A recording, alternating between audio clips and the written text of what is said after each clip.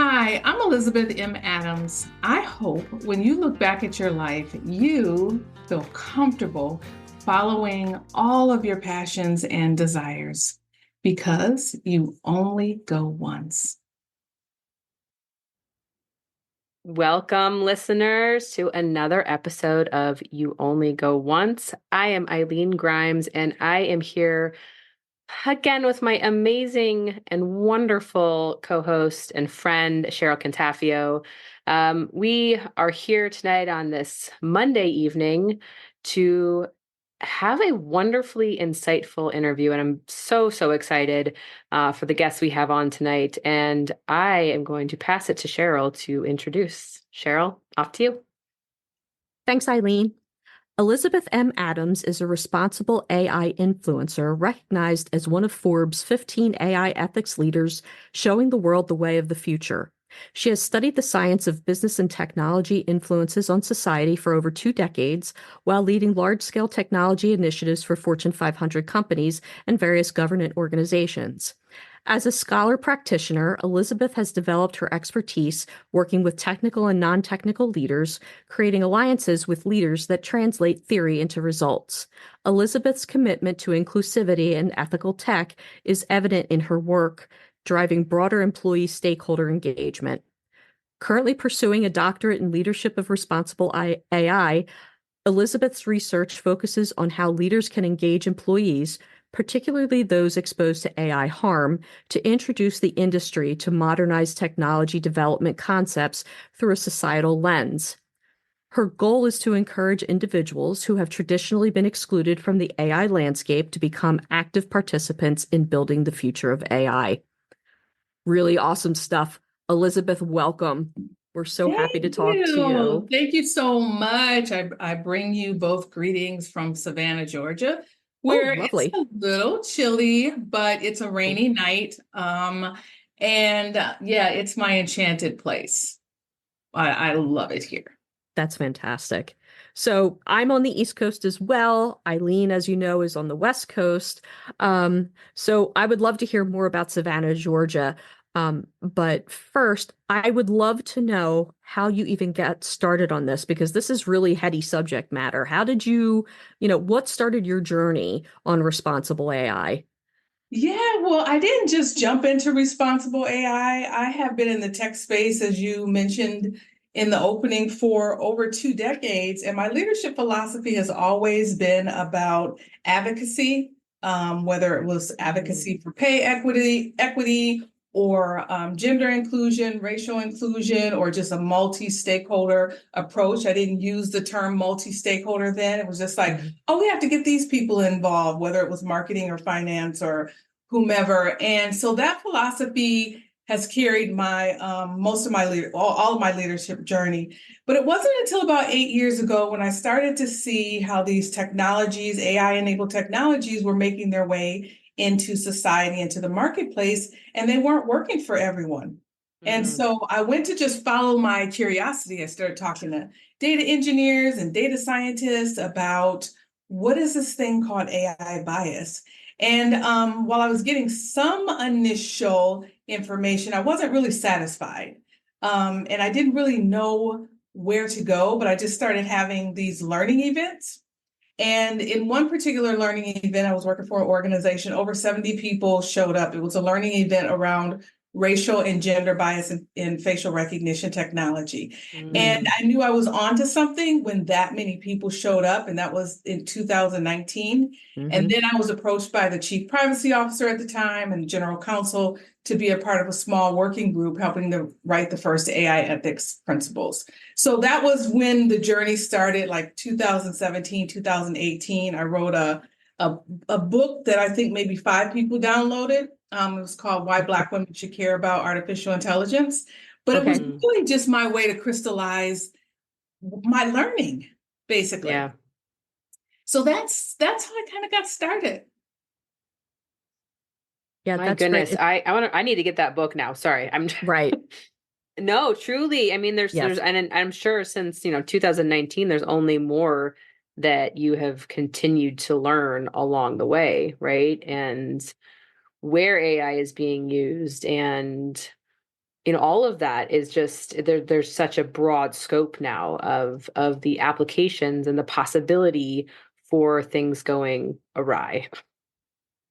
Yeah, that is true. And it's still, so as you mentioned in the opening, I started my doctorate a few years ago, 2021, and I actually thought by this time responsible AI would be old news. I really did. I thought that the world would have caught up and we would be doing all the things and we'd be on to the next thing. I was really concerned that my research would be old. But it's not. And even just this weekend, when I was talking to people about different types of biases, it was a group of people that I was presenting to. Biases in facial recognition, mentioned that, in healthcare algorithms, in loan algorithms, who decides or what algorithms decide what groups of people get loans, and insurance rates, and you could go on and on, every aspect of our lives. So basically, I feel like AI is a mirror of our human existence. And I realized that people are still new. Like the people I presented to, I think I was like so over their head because I've been doing this for so long. I made assumptions that people at least understood AI bias. They did. Sure. So, but for someone like me, I keep trying to pivot. And it feels like, well, I keep trying to pivot because I really want to envision a world where artificial intelligence kind of serves as a bridge between all of our beautiful intricacies in our human experience. That's what I want to do. I want to talk about the possibilities because I've spent so long talking about the challenges, and there are new people coming into the space, and I'm like, yeah, let them do that. I want to move more towards where my heart really is. But and that's where I'm focused now, is kind of like that pivoting. Okay. Okay. Yeah, I know. It's a lot. It is, and it's like year after year after year, and you're talking about the same things. It's like, how do I find the joy in this work? And that's one of the reasons why I moved to Savannah, was because I'm like, if I'm going to continue in this space, I need to be able to detach in some place that's magical and enchanted, and I can do all this travel to these different sea islands, and I can fill myself with beautiful things, so that when I do sit down every morning to start this work, I know that at the end of the day, there's something incredible for me waiting. That's So what is great. it? So how do you, now that you're working on this pivot, what does that look like? What are some of the efforts? What is, I know that, and again, this is me still learning in the space. But AI is only as good as the data that we feed it, right? And in a world that doesn't yet exist necessarily with the data, how do we inform that? How do we move forward into this new paradigm to allow for that data to really enhance the way we're living, to collectively help our stories versus being something that's completely biased from the history of what data has been? Yeah, that's a great question. And one thing I'll say is, in this space of AI, a gazillion things can be true at the same time. So we can continue to have AI challenges, AI bias challenges in the data, how the data is formed, how it's annotated, how it's aggregated. We can continue to have that. But we can also envision a world that's a little bit more beautiful, where we're having conversations about how we connect to one another. And for me, that pivot looks like starting to share those stories.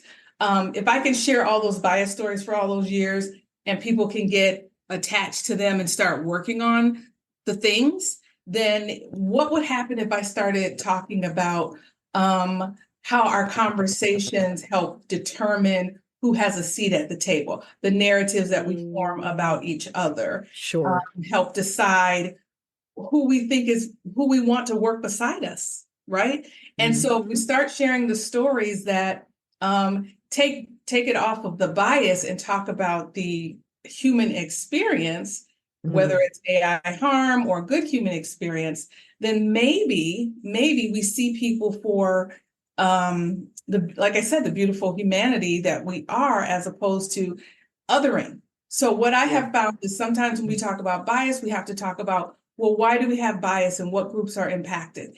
And when you talk to people who have never had the experience of being on the other end of AI harm, it feels to me when I'm communicating this that I'm talking about others and not their neighbors and not people that they go to church with or wherever they have a religious practice or whatever they do. Go to the community center or where they go to send their kids to school. It's almost like those people that are over there that are having the problem. And my hope is to say, no, those are your friends. Those are people that you like. But just because you don't have that experience doesn't mean that they're not. So starting to have those conversations about how we have to change the narrative around what society looks like, and change the views around what innovation looks like and who can be an innovator and who can help us create a world where we can all thrive. All of us are going to need to do that. And we're going to need to, put our big boys and girls clothes on or whatever and come to the table and just have those very, very, they can be difficult, but in the end, awesome conversations. Absolutely. And I'm only asking because I want to spark these conversations. My full-time job is in consulting with leaders and creating cultures of humans, right? Of actually seeing each other's humanity. So on board, totally on board with this and completely behind it with you on all of that. And that, if we're not setting those spaces up, talking about the technology part of it's a whole, it's a whole other layer, right? But if we can't even be human together, we've got a problem. Yeah, we do. And for me, again, it's helping people reimagine where innovation might occur. It could occur at the kitchen table where someone has their laptop, someone that you don't even know, you're not familiar with their culture, the food they like, or whatever it is, but they're learning prompt engineering skills through a community on Facebook where they're being taught and it's a safe space. And that's innovation. Yeah. And they can certainly partner with those who have suits on every day, who have, a 4-year degree and are just learning about prompt engineering. Some groups are forced to have to learn to upskill and reskill. And so we just have to change the conversation about where innovation can occur and what partnerships in innovation might look like. So what does that look like for you? Because you've mentioned a couple of things now, like people learn in different ways. People are innovative through different venues, right? For you, what was the spark for you? Like, how did you find your innovative spirit? Oh, that started as a child. Yeah, that started as a child. I was always very interested in how things worked, but I was also interested in people. I could always sense when the energy was off in the room as an empath. I didn't know I was an empath at the time, so I could always sense that. So I always had this love for making sure that people thrived in whatever environment they were. So if they had a little, making sure that they felt good and were thriving in that, or if they had a lot. But the other pieces came in terms of the mechanical and engineering pieces where I was just always tinkering with things and putting things together. And then I had an architecture class once that I loved and got to intern at 3M for 3 summers building nails. Wow. And so I was like, oh my God, that's amazing. Yeah. So and then I write children's books. So I have 4, but all of them were a way for me to use my mind in a different way. So as I was writing the books, using very simple language, I was solving large problems that from a Stanford fellowship that I had in the city of Minneapolis right after George Floyd's murder. So working with policymakers and community on joining together on shared decision making. And the way to solve that was to go write very basic language for children. It's weird. But that's how my mind works. It's like I need something where it's not as taxing, but I know this thing is over here. And so that's what I need. So for me, I need these spaces where I can kind of go and act as a participant and I guess a researcher now that I know that that's what I am, and kind of sit and explore and then tinker with some things myself.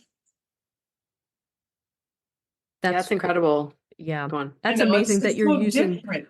But it is. You use like both sides of your brain. We just interviewed somebody last week that has a very similar like thought, right? He's crafted these children's stories to explain financial principles.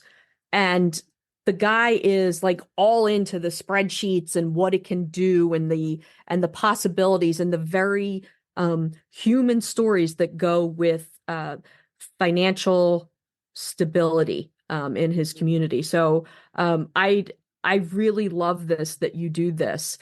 Can you share have you published the books? Like, can you Yes, share those? Because we're there's happy to one right talk about here, those. Little Okay. AI and PD. So Oh, they're in online in 40 different online stores around the world. So two that I have published are Little AI and PD, and then Little Miss Minnesota and her six brothers. I'm from Minnesota, about my brothers and I. Okay. And then I have them on a website, emabooks.com. So I Okay. have a sing-along and read-alongs and just yeah, some real fun stuff. So when I go into schools, we typically sing the song. It's called Safe Technology. And oh my gosh. I love this. yeah, so that's my other joy, right? It's just kind of like this Okay. ability to use my mind. I get to just, it's all emotion, heart work, Mm, good Love emotion, it. heart work. Love it. yeah. Love it. I cannot wait to check out your website because I just think that's Oh, phenomenal. thank That's so you. cool. Oh my goodness. So Eileen is also a published author. And she's Eileen, share a little bit about your Okay, book as well. fine. Go for it. Um, Yep. so I Fine, she just says. no, I mean, one, this is like, I want to talk to Elizabeth now for like, I don't, many hours. Hours. Hmm. Because the things you're saying, I just, yeah. So I actually also wrote a children's book, but it's a collaborative parent and child journal. So, so you're both answering prompts at the same time, whether you want to do that. I have neurodivergent kids and I am myself. And so being able to express yourself in whatever way, shape, or form, whether it's through writing or art or whatever it was really important for me in having that or setting up the way that it did. So anyway, so you're both answering prompts, but as a way to connect with each other and see each other more fully. And I just want other humans to feel like they can be loved and accepted as they are without having to change what that is, and giving parents an opportunity to see their kids as they are rather than having to feel like they're molding them into something that they're expecting, you know? So anyway, yes, yeah. I love that so much. I just think that that is so beautiful the way you just described it. I, for most of my life, have felt that way, that I really just wanted to explore me. I've never really fit into some of the boxes that people tend to want to put a technologist in, or a Black Hmm. woman, or Hmm. someone from Minnesota, or whatever the boxes are. I really just feel like I'm like a butterfly, where I like to just kind of Mm, land and see what's happening, and then get some learning from that, contribute, and then move on to kind of like the next thing. And possibly that came from, so my mother was killed in a car accident when I was 6 years old. Oh, mm, So sorry. I did not get to grow up with that mother's kind of guidance. So I have six brothers, excuse me, had six brothers, one passed. And so I've always felt like I was this journeyer, if that makes sense. it And totally so as does. part of that, it's where I always try to land. Wherever I try to land, I try to find some joy, because that joy was taken at a very early age. And I think it's also why I just have developed this sense of why I want people to thrive and feel good in life. Because that at an early age, I know what that feels like. It's like devastating. And then just not at an early age, but as you get to see other people connect with their mothers, and Mm, you're not, even Mm. as a little girl, Mm. every Mother's Day. So all of these things that have been a part of my life that have felt like some sort of a gap, I've tried to fill with the way that feels natural to come out of me. And that's really love. And that's really this heart place where I really want to see people thrive. So in my life now, it just happens to be that responsible AI is that way, that I Mm. want to experience love. And part of it was we have to tell people about all these challenges so that we can get it fixed so we can experience love. And then I realized I could be talking about this for years, as I mentioned. So now I'm like, I really want to just help people think differently about people who are harmed, and not that they're others, but that they're, you know, we all think and feel and have experiences that can unite us in a great way. Sure. Yeah, definitely. And what's interesting too, and tell me if I'm projecting, and that's totally fine. I'm just very excited to to hear your story. It also sounds like you're also in that, like, it is the butterfly, and it's one where you're finding joy in those places. It's also one in where you're finding growth in those places. And when you no longer find that you're growing, it's like you want something to now learn more of, or to expand your understanding. So, you've been doing this one thing for a while. It's kind of like, okay, and now how do I grow? Now how do I learn something more or new, or bring a different kind of component into this? Yeah. Well, I hadn't really considered the growth part of it, but that could be it. I think if it were still interesting, I would not want to pivot. And what I mean by that is Sure. if I didn't have to start from ground zero with a bunch of people several times a year. Does that make sense? And so Yeah. maybe to your Yes. point, we could grow together. But when I have to start after I've been doing this for so long, and it feels like I should be, oh, I don't know how to explain it. Feels like I should be on the 50-yard line every time when I start speaking about it. But many times I'm not. I'm on yard one. And then I have to sit and listen while people in this space who have influence are catching up. And part of my decision is that I won't do that, if that makes sense. Not because I can't, but because I just don't see myself there anymore. I see myself, so part of it is this. I saw myself as a true educator, action-oriented person when I first got into this. Now I'm like, no, I'm really kind of like a thought leader here. I have an experience where I could be guiding people differently as opposed to helping people catch up. Like there's enough LinkedIn courses for that. And shout out, I have one coming up this week, just so you know. Yeah. So, but there's enough courses for that. And I've had to make some tough choices and turn down some engagements, because once I found out what I was going to be paid to do, even though it was good money, it was like, I don't want that money. I don't want that money. I don't want that experience that's tied to that money. Okay. That's and fair. Sometimes I want the experience that there's not a lot of money, but it puts me in the light of how I see myself now. Okay. That makes sense, because I know we're all over the place. I'll give you an example. I got an invitation to go to London recently to participate with some leaders on doing some activities. That excited me like you wouldn't believe, because my pillars of life are peace first. I need peace. I have to have peace. One of the reasons why I'm down here in Savannah. Then I need the vocation that aligns with the peace. So it has to be a vocation that, I will speak, but usually when I speak, I'm not going to be on stage with a presentation for a whole hour. That makes sense. So it has to be the way that works for me. And then the next pillar is money. Okay. So peace, vocation, money. So money is great, but if there's no peace, I don't want it. Okay. And I've had those situations where people are like, oh, well, can you do this? And can you do this? Or we need to have 10 meetings. And I'm like, oh yeah, I didn't sign up for that. So yeah, and it's just that part of life, I think, as you get older, where you're like, yeah, I don't know if that's what I want to do. This is what I want to do. And you just do more of that. Yeah. When did you realize those were your 3 pillars? Probably the end of last year. Okay. As I started getting invitations for things. And so in the responsible AI community, there's a group of women and we share what each other's making or what we've been offered I love that. by, That's fantastic. by different conferences. Okay. And so I realized that at some point I was like, that's great you're getting that. I would do that one for free, Sure. right?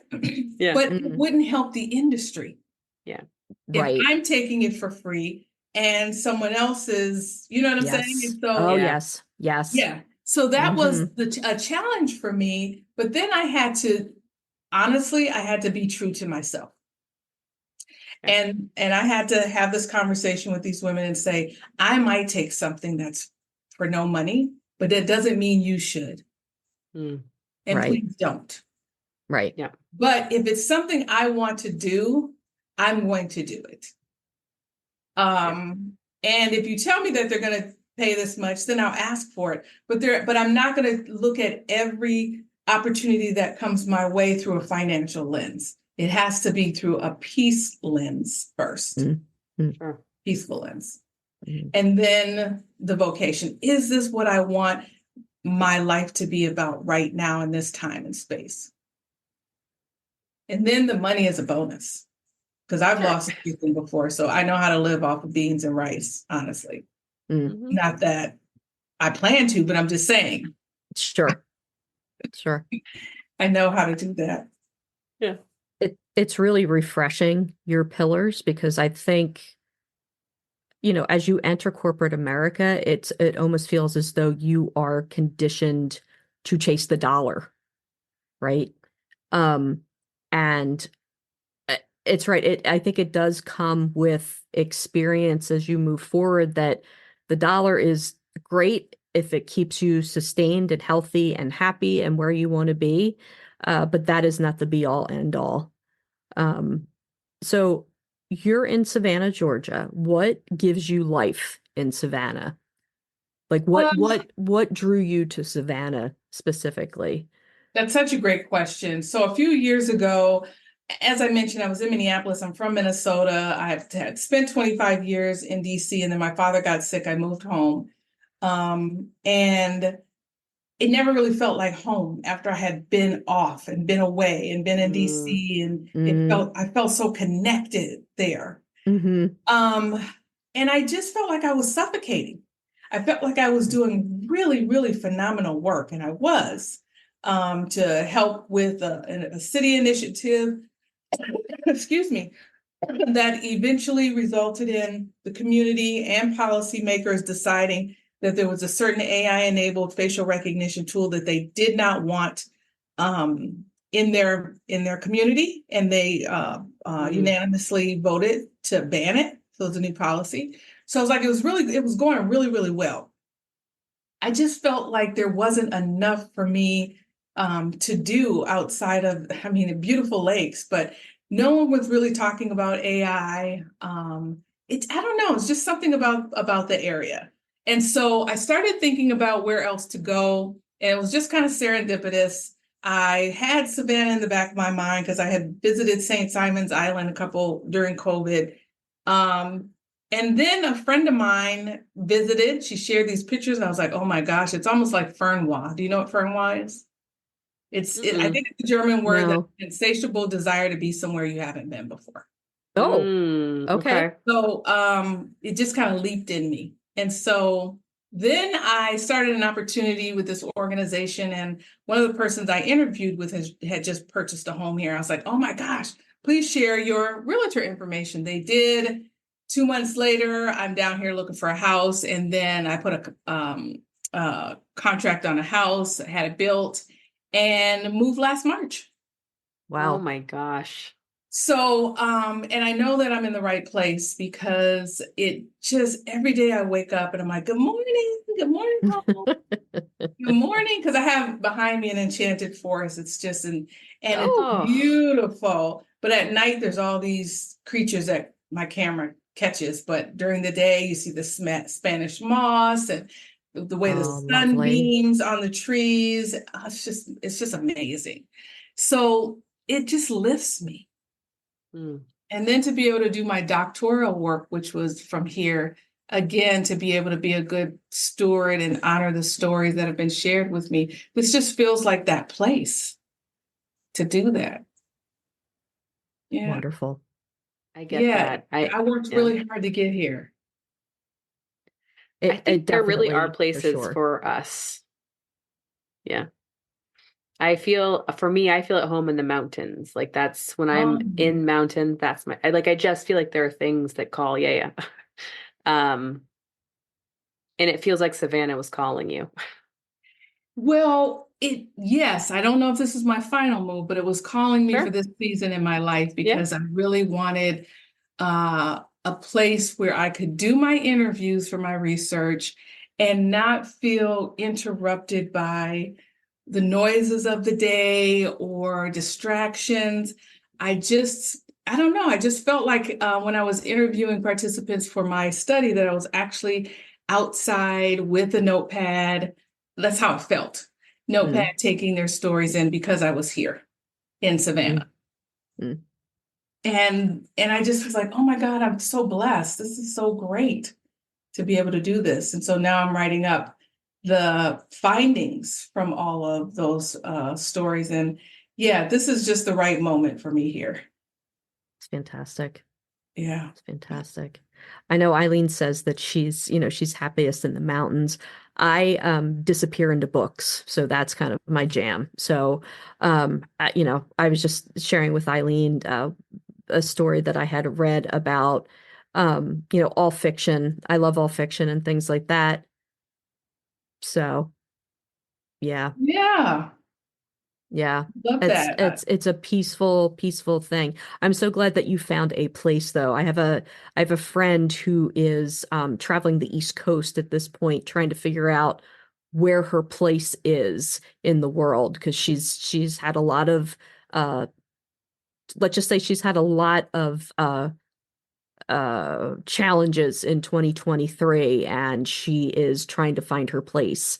And she's been talking about the South quite a bit, really excited. And I don't think she's coming back to Pennsylvania. I think she feels like you did in Minnesota, maybe a little bit stifled. So I'm wishing her well on that. Do you generally like to travel or do you like to be in? Okay. So so for the folks that listening in, Elizabeth is shaking her head. Yes. Yeah. Sorry, Yes. I do. Is I there, forget. no, that's okay. Do you have a dream destination that you'd like to visit? I don't know.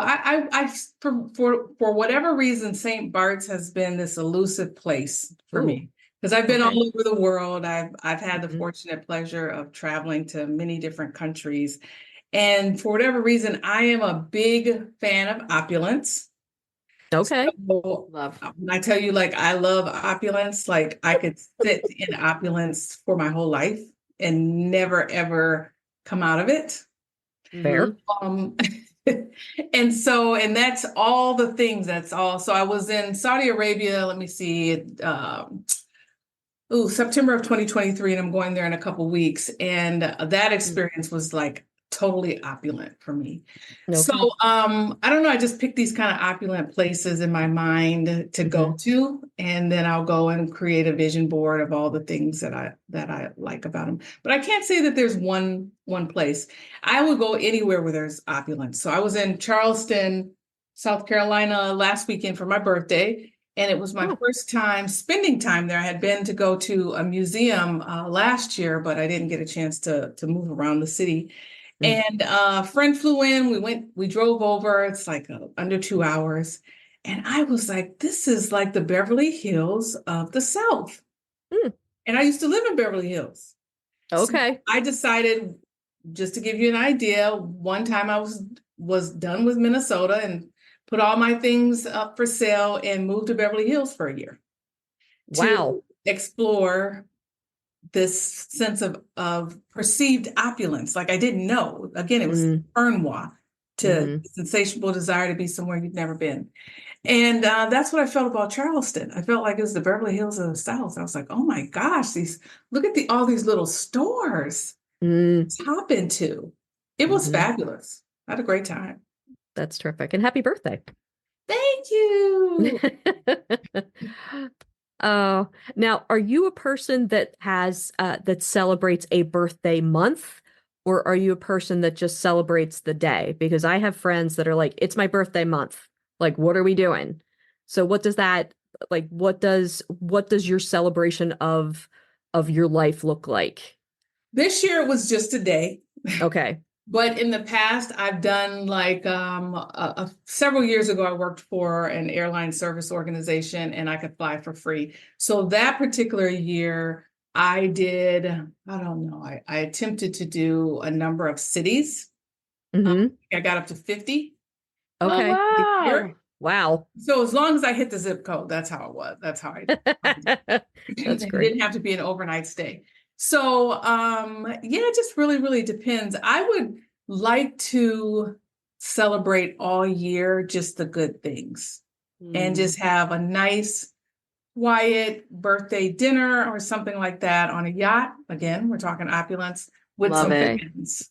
Okay. But I would really like to just celebrate all year. That's great. That Yeah. is. Awesome. Yeah. So getting back to AI for a little bit, Absolutely. Eileen and I are big fans of celebrating women in STEM, women in science, women in technology, um, all the different technologies that are out there. Yesterday was the International Women and Girls Day in Science. Um, if there was any advice for the next generation that you had, if they're interested in technology, responsible AI, anything that's coming up, what would your advice be to them? I would say that to play with as many AI tools as you can, or Okay. tech tools, or whatever it is. Mhm. And then wherever your curiosity takes you or your passion, go there. Start there, I would say, because no one ever gave me that advice, and I was all over the place, and it took me years to really figure out what I liked. And other people kept telling me that what I liked wasn't normal, but I knew Mm. what I liked. And so, had I been groomed or guided, I should say, into a path of passion, I think my life would be very different. Would still be in technology, but I think I wouldn't have had to work so hard for so many years Mm. to advocate for myself. Okay. Because I think because we need to appreciate that innovation is going to look Mhm. differently. So it would be play with as many tools as you like. If you like PowerPoint, play with as many AI PowerPoint type tools. I shouldn't say PowerPoint, presentation type tools. Sure. Mhm. If you like mechanics, play with as many AI tools that can help you think about doing being a mechanic differently, whatever it is, and see where that curiosity takes you, if it takes you down a path of passion. That would be my suggestion.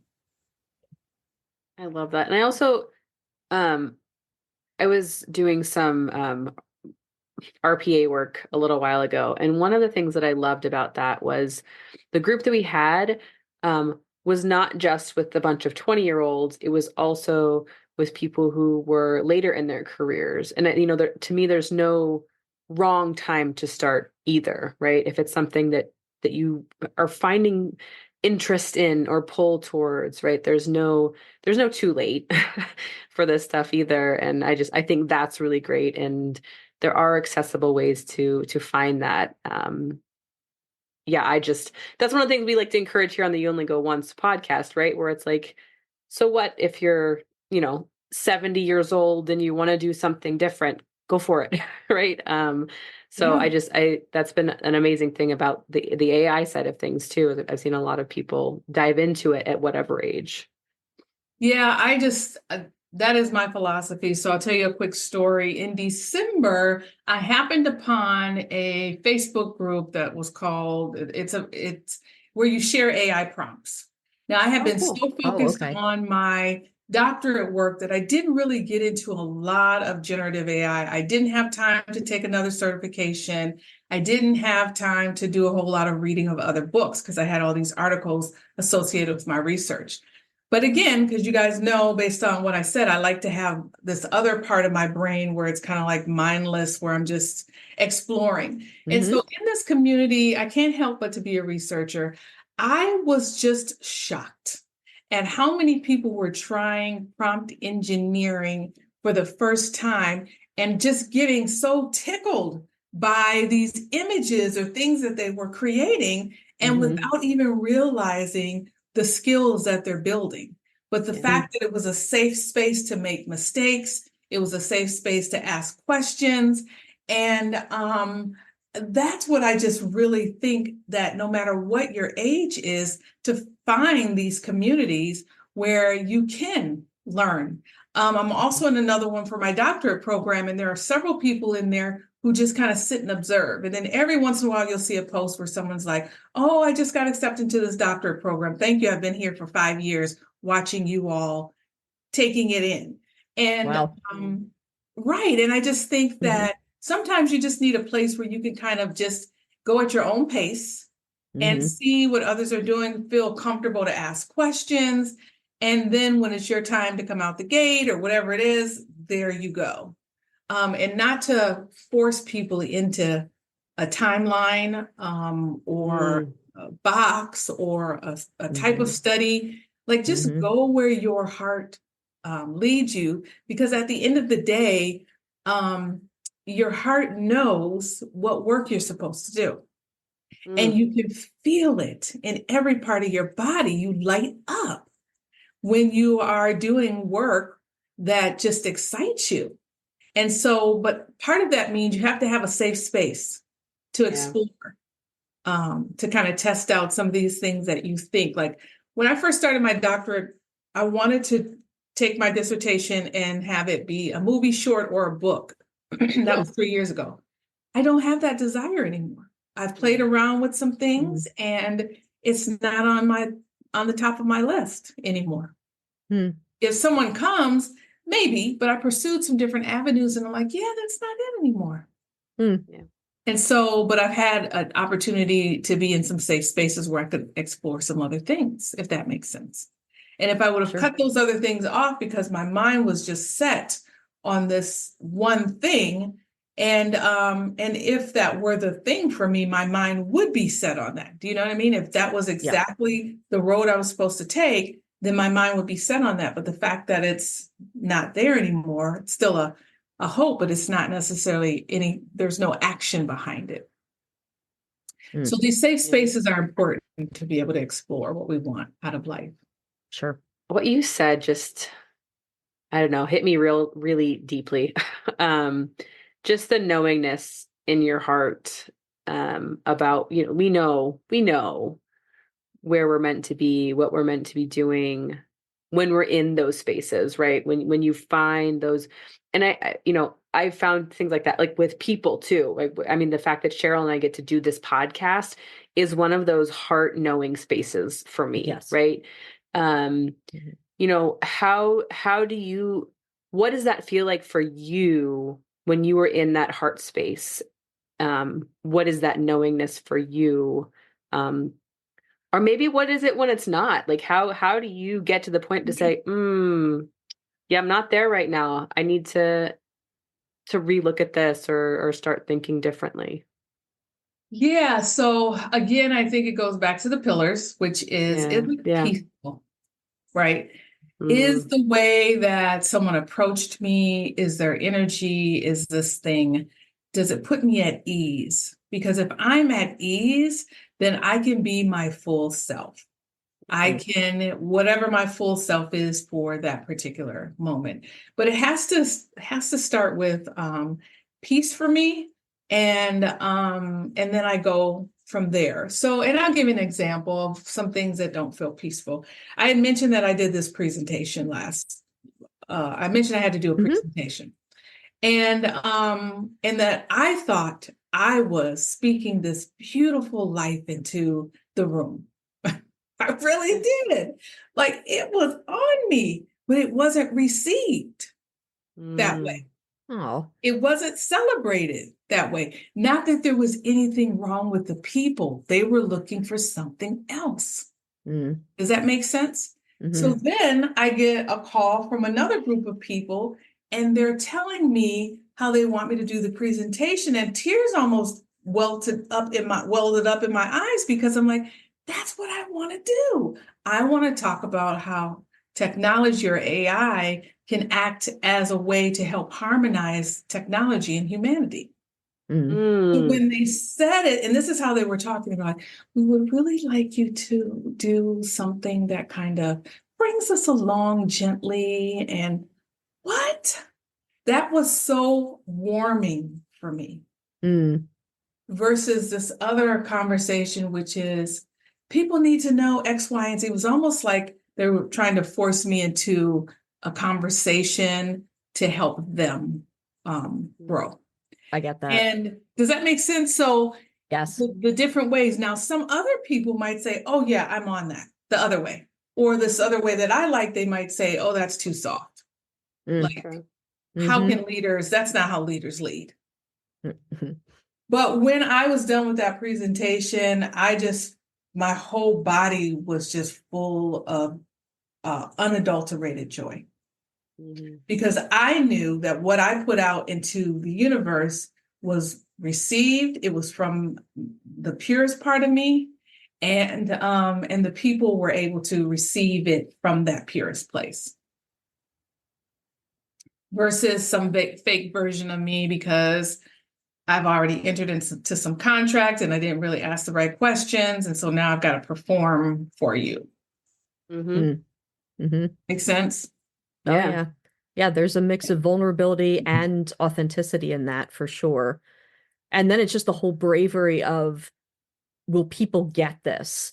And I love that you got somebody who made the connection, and they're like, help us along the way, like come and share your story with us so that we can help others connect with this. Like that's a beautiful thing when that happens. Yes. That's good kismet is what that is. That's a wonderful space. Yeah. And after that, I just said, I want more of this. Like, I just want more of this, because it was so peaceful. And so there was the peace, the vocation, and they paid me really, really well. Hey, damn. Right? You met your pillars. Yep. Mad at that. Paid me really, really well to come and be gentle with it, and to talk about a world where we envision where all of us are successful with AI. And it was the first time I didn't use a professional type presentation. It had all these Zen colors, browns and greens, and you know what I mean? Like, it just so different. And then but this thing I've always said is that I wanted to be like the Brene Brown of AI, where I really wanted a platform where we could talk about empathy and vulnerability, and just really finding your passion and being okay with that, no matter what others would say, and talking about what that looks like. Because I've had to do that with family and friends and colleagues. I've had to say, no, that doesn't work for me. At the risk of people who don't normally do that, it can feel as if I'm offensive to them. Because they're not used to people advocating for themselves to continue in a light. And so, but I've had to learn how to deal with that as well. Sure. Yeah. Yeah. Oh my gosh. And it's so, well, whether or not you believe in the universal laws of abundance or whatever it is, right? But there are doors that open for us that are meant for us. And then those keep coming when we acknowledge that, like, this is what I want.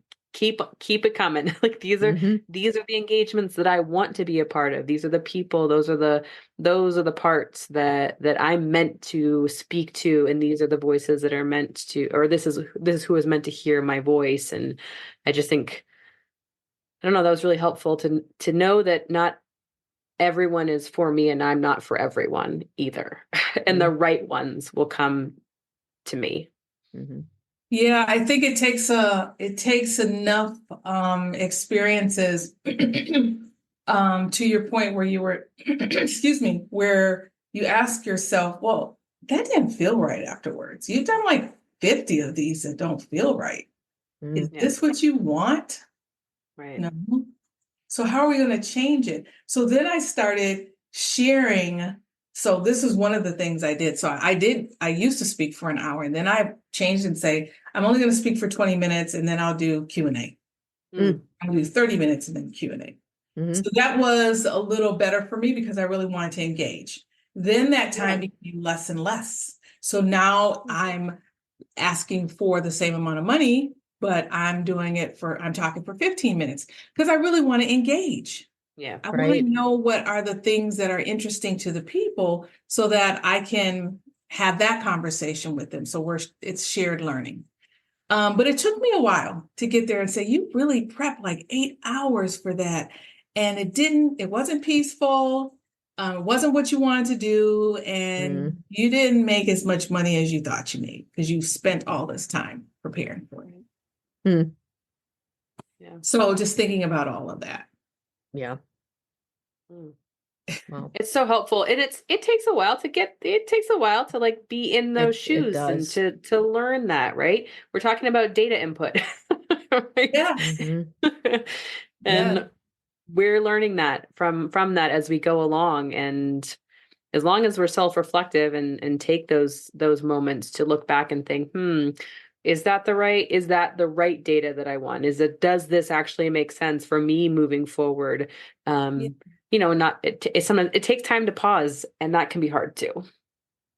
It can be hard because we all have to eat and we all have Mhm. bills to pay. Of Yes. course. And Yes. right. And so Mm-hmm. you're sitting there. And so I think honestly, where I am in life is I have this 100% posture of trust. Mm. That's taken years. So for instance, I may not know where the next 6 presentations will come from, but I know that they'll come. Mm. So taking that worry out of the equation because I've spent so much time in reflection and honoring my intuition Mm. that I know I'm being guided where I'm supposed to be guided. And that looks very weird for my family and friends I bet. because they Yeah. want to know what is your plan. I mean, other than the doctorate, I don't really have a plan. Mm. Until Okay. after the doctorate, then I can say, oh yeah, I want to hang out on the beach and be next to a tiki bar. But right now I have to finish the doctorate. So that Mm-hmm. is my plan. And my wish and prayer had always been that I could honor this doctorate and really take in these stories that people would tell me and then do the writing and not be forced into someone else's program for 40 hours a week and not be able to honor these stories, if that makes sense. And Mm-hmm. so, and that has come true. So I'm able to honor the stories. And lo and behold, someone pings me through my website or something like that, or someone contacts me and I'm like, okay, thank you. It's great. Amazing. Yeah. It's That's funny great. now that because we're hitting up at the hour. So one of our last questions is literally what's on your this is happening. So this is happening for us is this like call to what's next. This, Mhm. you know, um feeling like we don't want to leave any cards on the table. And it seems like you're just open to that. The next thing is Mm-hmm. finishing the dissertation, right? Mhm. And then Yeah. honoring that. And I think that in and of itself, I mean, that answers the question, right? That is what's incredible. And that you're open to see where that goes at the Yeah, completion of that too. I am, but I am living a life where I'm open to the experiences that show up. And I get courage every day when I can say yes or no. Because again, I have found these pillars that work for me. And so what's next is honoring those pillars in every decision that I make, which I know will lead me to ultimately where I'm supposed to be, always. Sounds like a next book, really, to It me. really does. It Well, really I'm does. waiting for the perfect. So what I don't want to do is self-publish. So I just believe Sure. that somebody out there, Mm-hmm. some big money for me. Mm-hmm. And Yeah. that's what I'll wait for. I won't Yeah. I won't self-publish. So not to Yeah. say that there's anything wrong with that. I know my path, if that makes sense. Because self-publishing, I Sure. did that for 2 books. It Mm-hmm. wasn't peaceful. It was great, but it Mm-hmm. wasn't peaceful. And so Mm-hmm. now that I know, yeah. So I'll just continue to honor my pillars and let life unfold in the magical way that it has been. Oh my gosh, I That's want to live great. in your peace. I know, No, I'm right? serious. That's This has been so wonderful talking with you. I can Yeah. feel it coming from you as we're having this conversation, and that's incredible. Took a long time to get here. Sure. It Well, did. it sounds like you're on your way, and I hope that sometime in the near future somebody says, "I want to be the Elizabeth Adams of responsible AI." Oh my God. Wouldn't What that be cool? baby? Yes. Yes. We're just gonna put that out there. That's Put that right. We're out. putting it out there in the universe. We I are. love it.